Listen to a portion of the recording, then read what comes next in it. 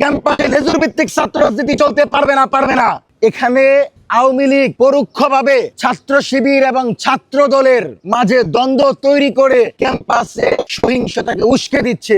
তো সেই ক্যাম্পাসে, যে ক্যাম্পাসে ছাত্রলীগকে তাড়িয়ে দেওয়া হয়েছে, গণরুম গেস্ট রুমের কালচারকে কবর রচনা দেওয়া হয়েছে, সেই ক্যাম্পাসে যদি আবারও ছাত্রলীগের আঙ্গিকে কেউ রাজনীতি করতে চায়, তাদেরকে বাংলাদেশের ছাত্র জনতা প্রতিহত করবে, এটা অত্যন্ত স্বাভাবিক। এবং ভাই যেটা বললেন, এখানে আওয়ামী লীগ পরোক্ষভাবে ছাত্র শিবির এবং ছাত্র দলের মাঝে দ্বন্দ্ব তৈরি করে ক্যাম্পাসে সহিংসতাকে উস্কে দিচ্ছে। সেজন্য আমরা দুই পক্ষকে অত্যন্ত ধৈর্যের পরিচয় দেওয়ার আহ্বান জানাচ্ছি। জীবন অবাক না করলে কে করবে? 28% মিল্ক ফ্যাটের অবাক করার সাথে ফ্রেশ মিল্ক পাউডার। জীবন অবাক করুক প্রতিদিন।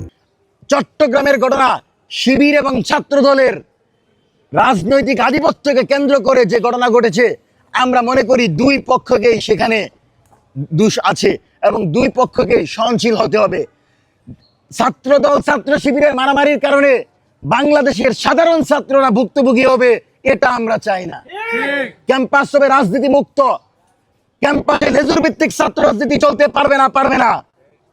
দলের প্রধান ক্যাম্পাস রাজনীতির প্রধান হতে পারবেন না। এ ধরনের লেজুর ভিত্তিক ছাত্র রাজনীতি ছাত্র দল, ছাত্র শিবির, গণ অধিকার পরিষদ যারাই করবে, তাদের বিপরীতে আমাদের সংগ্রাম।